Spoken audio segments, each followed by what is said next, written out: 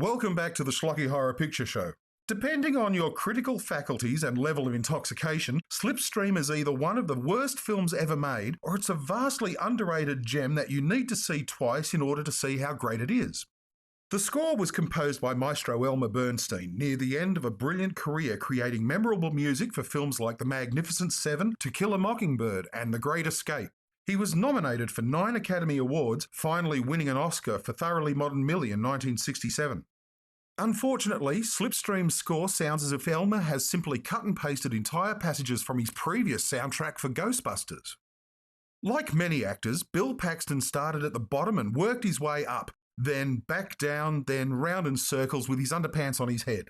He started as a set dresser on films like Beach Blanket Bingo, moved up to directing and producing the music video for Billy Mooney's single Fish Heads, then became the Terminator's first encounter with Los Angeles nightlife, and played Anthony Michael Hall's nemesis in Weird Science before directing Something for Real, the frightening family film Frailty. With more than 70 films to his credit, I was duty-bound to screen the one where he sports the worst haircut possible.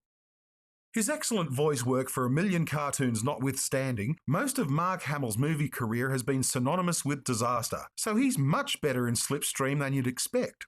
He doesn't whine at all, which is a huge relief, and he comes across quite convincingly as a rather nasty piece of work, which proves he can rise to a challenge considering the lines he's given.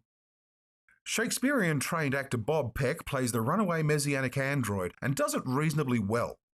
I'll always remember him from the 1985 BBC six-parter Edge of Darkness and as Dante in a TV Dante opposite Sir John Gielgud's Virgil, but you probably know him best as the super serious dinosaur hunter Robert Muldoon in Steven Spielberg's Jurassic Park.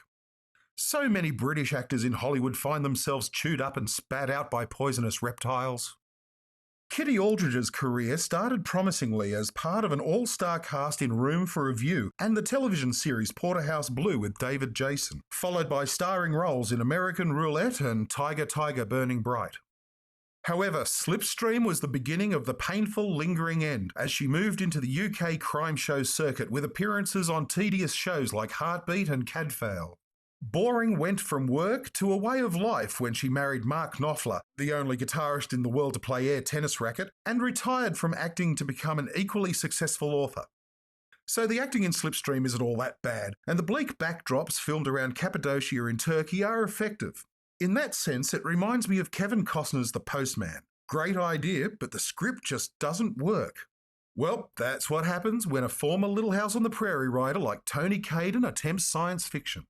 And amazingly, it was Gary Kurtz, producer of Star Wars and The Empire Strikes Back, who allowed this to happen. See what else he lets happen and see if you can work out why as we return to the slightly more confusing half of Slipstream.